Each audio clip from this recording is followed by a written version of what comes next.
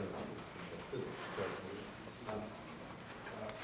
I'm not in any way opposed to metaphysics as a discipline when it's done properly.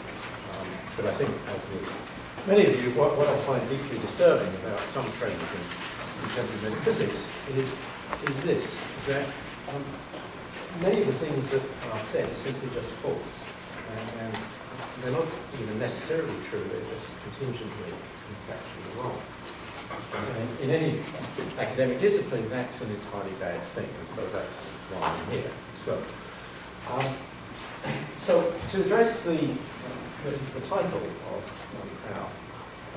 our conference, it might be good just to make clear what I think metaphysics is and what the scientific aspect of it is, because listening to the discussion yesterday, I suspect a number of us have different conceptions about what metaphysics is. So rather than talk about metaphysics, I want to focus primarily on ontology, that is, what it is that science can tell us about what exists. Now, for some of you that may mean that this isn't metaphysics at all. For those of you who hold that view, that means right, science tells us what there is, but there's no room left for metaphysics, part of my talk is going to be about metaphysical methods. And I do believe that, if one is interested in traditional metaphysical topics like causation, determinism, identity, direction of time, and so forth, that is a legitimate object of investigation, and that science cannot tell us everything that we need to know about those subjects. But here again, the issue is what methods you bring to bear on the subject matter in order to arrive at something that is approximates the truth, and that's the kind of direction I'm coming from. So, yeah, you should do metaphysics, but you should do it scientifically. So, of the themes pursued in my book, Extending Ourselves, the two most prominent are, first of all, the need for revision in traditional empiricist evidence. And secondly, the effect that computational science is having on the way that the formally grounded sciences are practiced. I mentioned earlier in the book, but for strategic purposes I didn't pursue it to an extent, an interest that I have in the possibilities of a purely automated science, one that's conducted in such a way that humans are neither the deployers of the methods nor the consumers of the results. Now, this may strike you as being a sort of slightly weird, off-the-wall interest. I've encountered that reaction, especially from phenomenologists, but there you are. I find it useful to think about certain issues from that direction.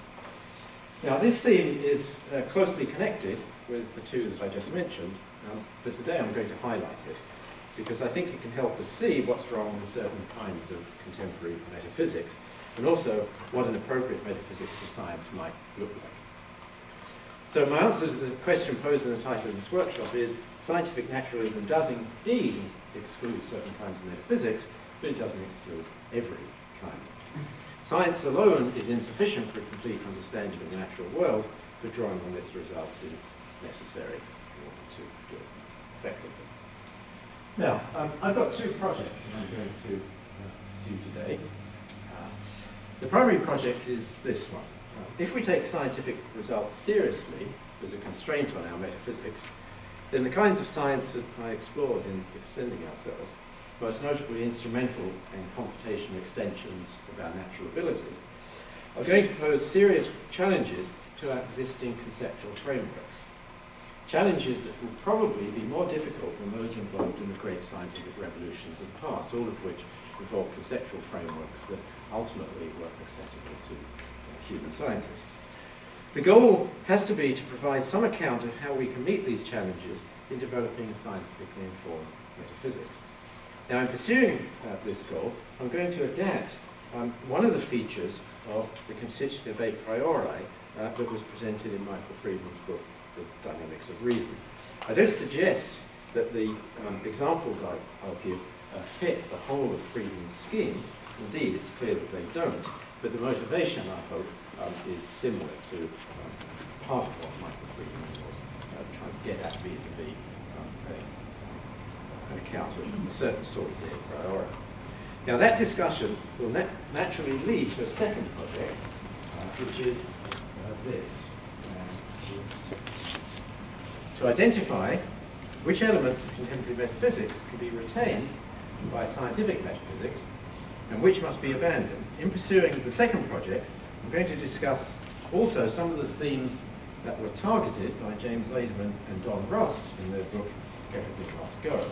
Now, I've provided a critical assessment, I thought fairly sympathetic to their book in a review that's forthcoming in Metascience.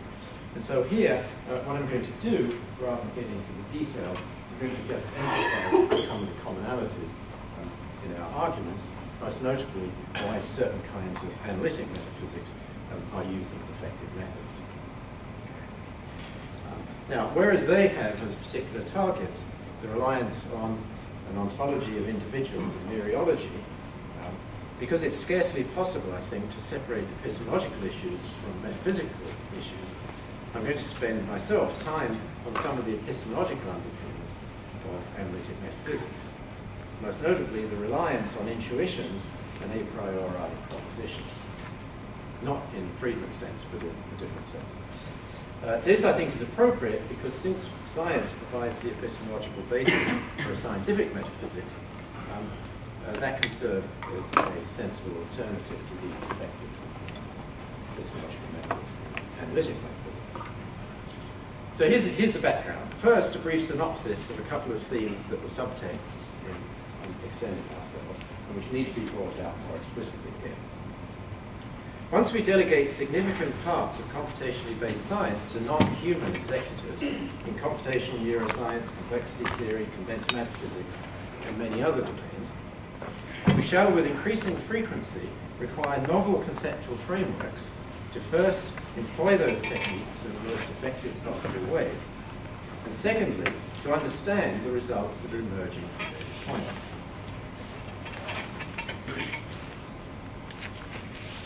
The grounds for this claim are that what makes for an effective representation for a computer is frequently different from what we humans find transparent in a conceptual way. Here are two examples. Program verification is one of the core tasks in many code-based activities, including both agent-based and numerical simulations.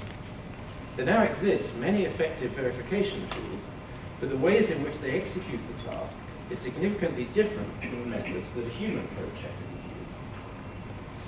For example, dynamic type checking of code in languages such as Objective-C and Perl requires that the program be executed on a concrete machine so that runtime errors can be detected. Although the types used are syntactic, this processing cannot be done atemporally in the way that static type checking is done.